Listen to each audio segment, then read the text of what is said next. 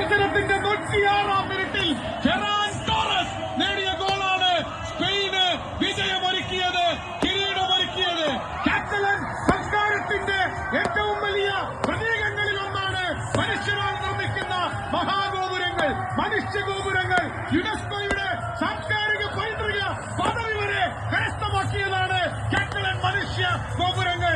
Big ആപ്പിളിന്റെ മഹാനഗരത്തിലിതാ Spain ലോക ഫുട്ബോളിന്റെ ഗോപുര മകുടം തൊടുന്നു. Spain are the new world champions. അതാ ഇവിടെ 106-ാം മിനിറ്റിൽ വീണ്ടും ഒരു രണ്ടാമത്തെ വേൾഡ് കപ്പ് നേടിയിരിക്കുകയാണ് സ്പെയിൻ. 2010-ലുണ്ടായിരുന്നു, അതുപോലെ തന്നെ 2026-ലും. ഇതിനു മുമ്പ് നമ്മൾ കണ്ടിരുന്നു യൂറോ ചാമ്പ്യൻസും കൂടിയായിരുന്നു. കഴിഞ്ഞ വർഷം 2024 യൂറോ ചാമ്പ്യൻസ്, 2026-ലെ വേൾഡ് കപ്പ് ചാമ്പ്യൻസുമായി മാറിയിരിക്കുകയാണ് സ്പെയിൻ. ഈ 8 കളിയിലും ഒരു പരാജയം അറിയാതെ അവസാന കളിയിൽ ഒരു അർജന്റീനയെ 1-0 എക്സ്ട്രാ ടൈമിൽ തോൽപ്പിച്ചുകൊണ്ട് അതാ കിരീടം നേടിയിരിക്കുന്നു. കാറ്റലോണിയയും വലൻസിയയും ബലേറിക് ദ്വീപ സമൂഹങ്ങളും ഉൾപ്പെടുന്ന മെഡിറ്ററേനിയൻ പാരമ്പര്യത്തിന്റെ പതാകയെത്തുന്ന കാറ്റലൻ ഭൂമി പ്രകമ്പനം കൊള്ളുകയാണിപ്പോൾ യൂറോപ്പിൽ. റീകോൺക്വിസ്റ്റയുടെ രോമാഞ്ചജനകമായ ചരിത്ര മുന്നേറ്റത്തിന്റെ കാലടിപ്പാടുകൾ പതിഞ്ഞു കിടക്കുന്ന കോട്ടകൊത്തളങ്ങളുടെ സെൻട്രൽ സ്പാനിഷ് മണ്ണിൽ മാഡ്രിഡും സലമാൻകയും സെഗോവിയയും തുടികൊട്ടി ഉണരുകയാണ്.